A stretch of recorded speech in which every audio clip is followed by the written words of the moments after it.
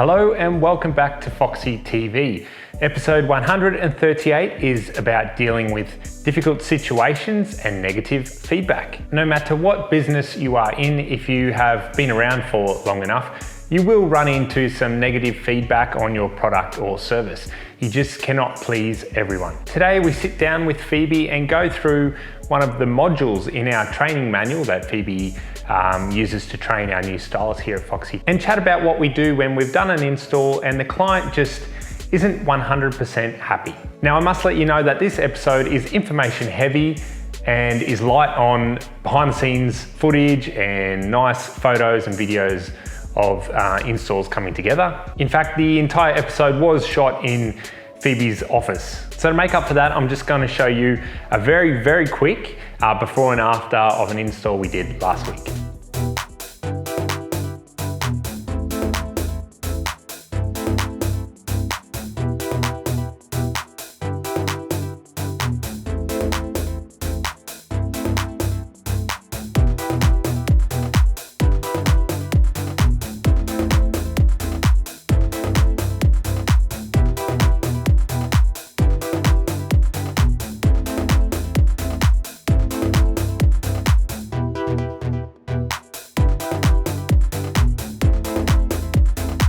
So that was an install that Bianca did, I think last week, maybe the week before, on the north side of Brisbane. And for those of you who do love the behind the scenes footage of how the whole install comes together and of course the end result, we've got a great episode for you lined up next week. But for now, I'm going to run my chat with Phoebe on dealing with difficult situations and negative feedback. I come from a customer service background. So I grew up working in grocery store, and then I worked at a cafe. And I guess the idea of customer complaints is something that always happens. It doesn't matter what industry you're working in. So the way that we approach, I guess the way that we used to approach it is significantly different to the way potentially a retail store worker would approach a customer complaint, and the way that we approach it is different again. So it's something that we do take a lot of time to talk to our staff about, but it's not something that they all have to deal with, because to me, I think it takes a particular sort of person to be able to talk to somebody if if they're unhappy about something in particular. So for the way that I approach an unhappy customer, I wouldn't say someone who's complaining. Most of the time, 9 times out of 10, whenever somebody's said something negatively or there's been a negative outcome from our styling, it's always been related to somebody, it's generally an owner-occupier who has lived in their home and they've had an expectation to see it set they've just seen it set up one way their entire life. They might have lived in there for 60 years and we've come in and we've completely changed the function and the layout of their living spaces. And it's just not what they're used to seeing. So it's a very highly emotional and stressful time for these vendors. And it's something that you really have to keep in the forefront of your mind when you're having these discussions with them. And generally they're using very emotionally charged language. Like, I hate those horse prints. I hate that pink bed head. I hate, this is how you would look at the TV. This is how this room works. This is how you have to sit here so that you can have the TV point here. And this doesn't work. It's generally very emotionally charged, and you have to let them. You have to let them have their say, and you really have to empathise with the situation that they're in. You can't approach it as they're complaining or they're just having a whinge, and it really can't write off that what they're unhappy about has no meaning. Because whilst they might not do what we do every day, we have to understand that not everybody sells their house every day. And for most vendors, they're selling it for the first time ever and first time that they ever will. So it's about educating as we go, so there's no surprises. But if there is a situation that arises, and we've had a couple, and this is why Cody's doing this episode this week, we've had a couple in the last couple of weeks, particularly emotionally charged. So they're divorce separations.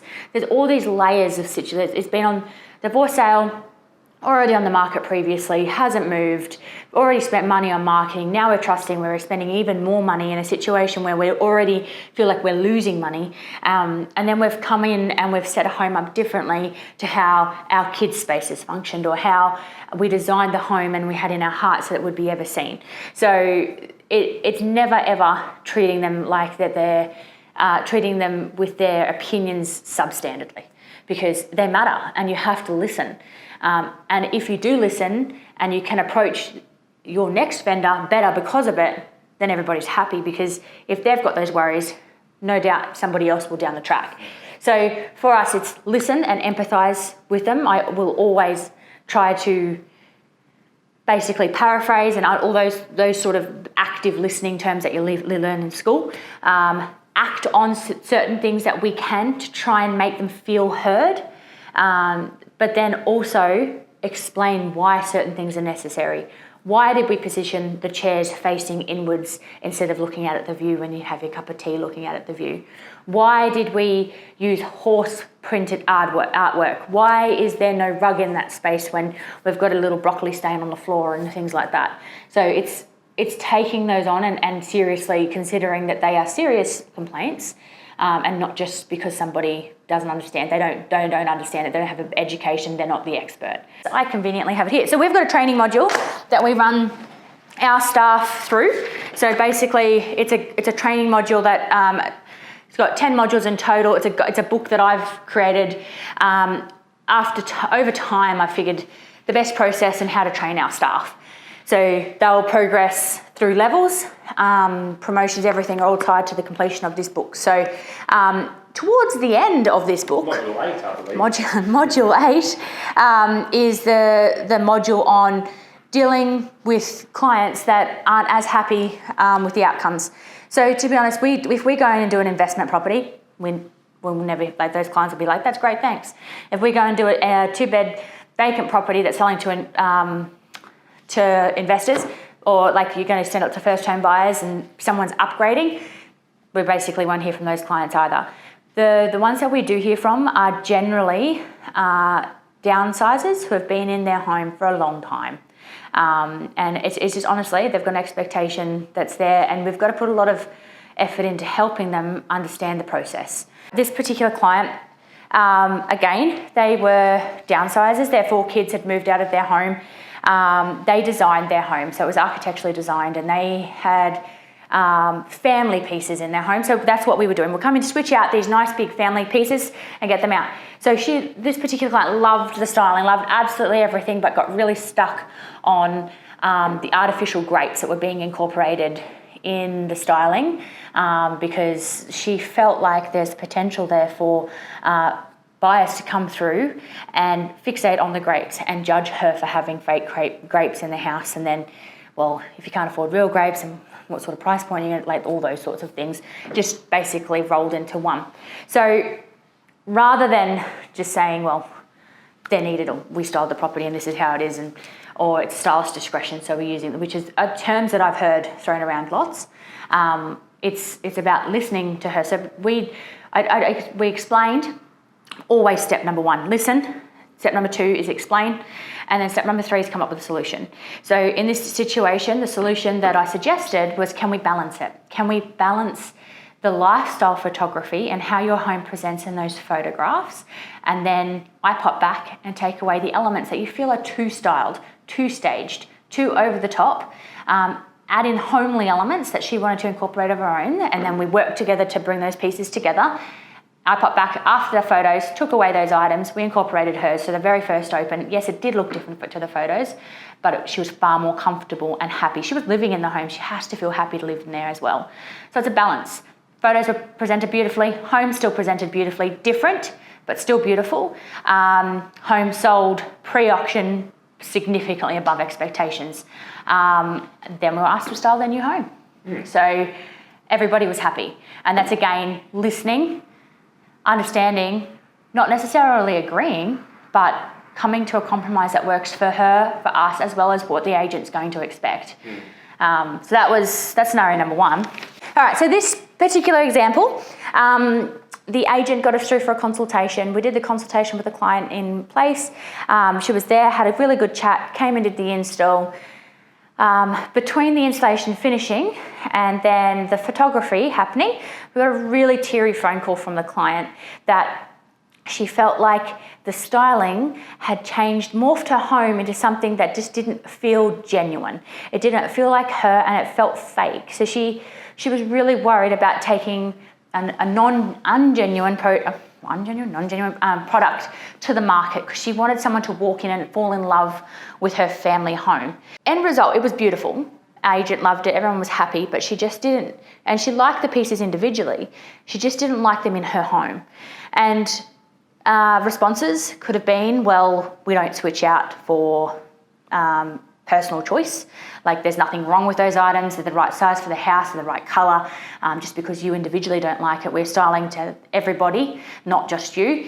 So that could have been a response, but that's not going to be a positive step forward. It's not a positive interaction with us, and we like every step of the way to have a positive outcome, regardless of whether it's with the client or with the agent. So it was a 40-minute drive. It wasn't a small thing. I drove back out. I couldn't get there that day, went out the next day, and I switched out the pieces. So we bought in pieces that still met the Scandinavian brief, but the client felt they were too coastal. So rather than going with colours, shades of pastels that she was after, more in the greens and the plums and the oak, we'd used blues. And they just were reminiscent of coastal for her. So we switched out those coastal elements. We brought in some more, the softer colours that reflected the environment that the home was set in. It was in a rural setting. That client, ecstatic, very, very happy, amazing result at auction. And she's an avid follower. So, and we've since done business together. So it's just about going that extra step. We didn't have to do it. But imagine paying that money, blindly trusting that we were going to do the best for her home, and then we haven't in her eyes, but me just telling her we have. It doesn't sit well with me, and that's not the way we do our business. This example was a little bit different. Again, this is about going down that pathway of when I was doing that customer service and, the everything the client is right approach. So, and whilst we don't always take that approach, and it's about helping them understand why, there are some times when you get a very unreasonable email through, and this is always going to happen. This particular client loved it, absolutely loved the styling, everything was fantastic. Property didn't sell. In a very good market, the property didn't sell.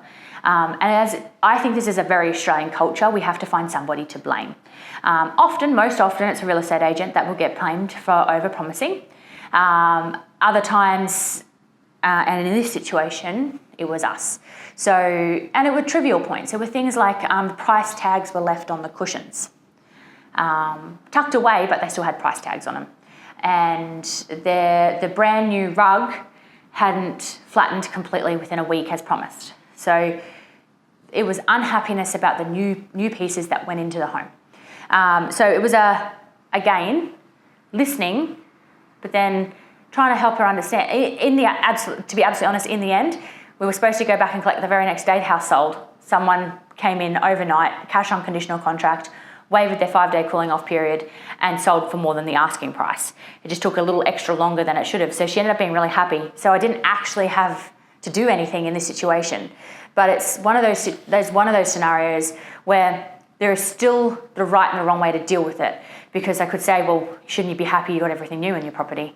Or, like, seriously, is there anything wrong with those things that you've mentioned to me? But it was apologising, letting her know that I'm sorry, that we overlooked those finer details, and that's not good enough, and that we'll learn from that next time. Not discounting, not doing any of that, but letting her know that she's been heard. We've got a Stage Now Pay Later option, which is not something everybody offers, and it's something that obviously we do run that risk, and we're on our shoulders if something goes wrong. So twice we've had it happen, 3 times actually, a scenario where the client has gotten to the point where they need to pay, and then they have eventually paid, but they've been against the payments. So one hasn't paid. So first situation, client just didn't pay, but we took him to a debt collector, they chased it down, he got paid. No, there was no reason for that one. The next one that you're talking about, I think in particular, divorce sale, and loved it, didn't sell, and then the partner paid, but the other 50% portion hadn't been paid. So at the point when we started chasing payment, then you come down with all of these complaints, and very unreasonable complaints, things like the rug was dirty upon installation and then vacuuming the rug and showing the dust after 6 weeks that was on the rug. So those sorts of things. I can't actually even remember the other examples that he used. But again, it's about trying to work with him. We tried to understand where he was coming from, his approach. In the end, he was very unreasonable and we had no choice but to take it further down the road of QCAT. And to be absolutely honest, we never recovered that payment. That was something we wrote off because it turns out QCAT isn't actually a very cost-effective path. But yeah, it's not like we didn't get payment at all, we got 50% of that payment. And there is another one currently who are a long-term paying off. They weren't unhappy with anything. They actually got a suburb record offer put forward to them, but they decided not to move to Sydney. So they took their property off the market and misunderstood the contract that they had in place. Again, explaining and listening and understanding where they're coming from, because again, very expensive process just to put it on, take it off. So that's my biggest advice, empathy. So there you have it, empathy. Phoebe's biggest piece of advice. That is all I've got for you this week. Remember to tune in next week. We've got a great install to show you the whole process. Cannot wait for that. So tune in next week. We'll see you then. Thanks for watching.